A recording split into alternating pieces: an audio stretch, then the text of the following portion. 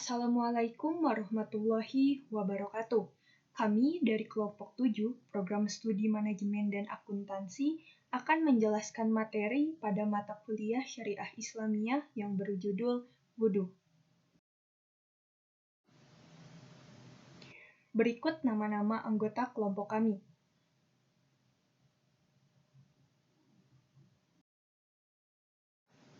Untuk yang bertanya, apa sih wudu itu?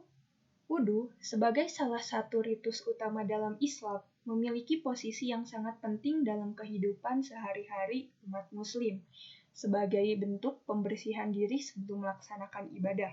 Wudu bukan hanya sekedar ritual fisik, tetapi juga memiliki makna spiritual yang mendalam.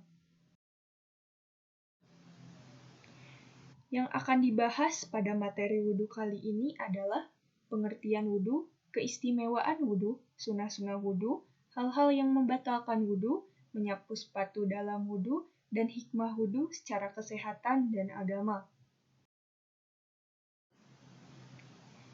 Masuk ke pengertian wudu.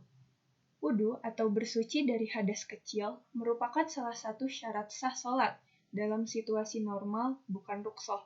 Seseorang yang melaksanakan sholat tanpa berwudu, maka sholatnya tidak sah karena tidak memenuhi syarat.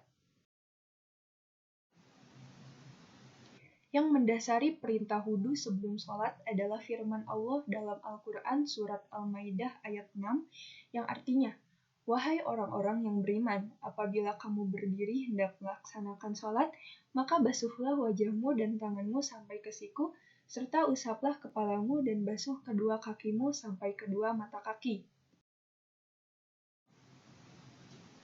Wudu akan dianggap sah jika melaksanakan 6 wajib wudu sebagaimana berikut.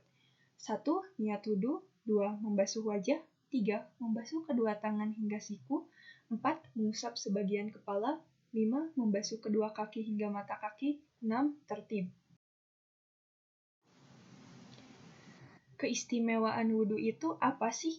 Banyak sekali keistimewaan wudu, diantaranya adalah mensucikan diri dari dosa, meningkatkan derajat di sisi Allah, membuka pintu surga, mendapat cahaya di hari kiamat,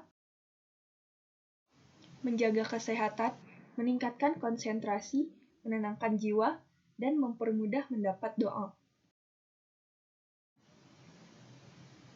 Sunah-sunah wudu. Sunah wudu adalah hal-hal yang dianjurkan ketika berwudu. Maksudnya, jika sunah wudu ini tidak dilaksanakan tidak mengapa, wudu yang dilakukan tetap sah, namun tidak memperoleh pahala sunnah yang sempurna dalam berwudu. Berikut sunah-sunah wudu yang biasa dilakukan oleh Nabi Muhammad SAW. 1. Bersiwak. 2. Membaca bismillah. 3. Membasuh kedua tangan. 4. Berkumur. 5. Menghirup air ke dalam hidung. 6. Melafalkan niat.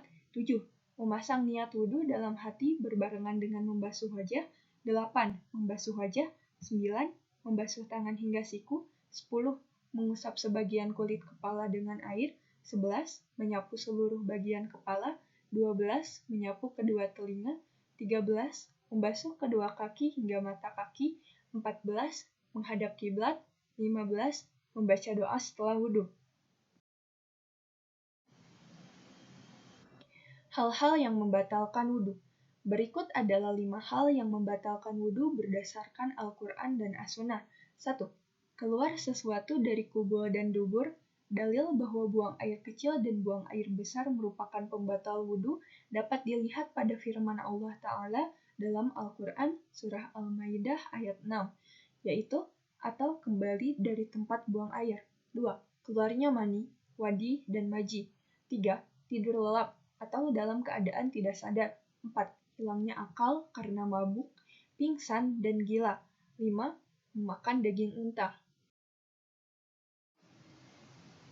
Menyapu sepatu dalam wudu.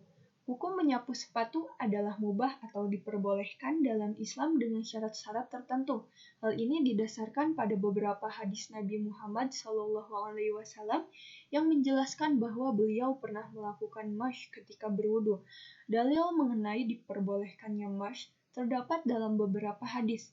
Salah satunya adalah hadis riwayat Al-Bukhari dan Muslim dari Ali bin Abi Thalib radhiyallahu anhu yang berkata, Jika agama ini berdasarkan akal, maka bagian bawah khuf sepatu lebih utama diusap daripada bagian atasnya.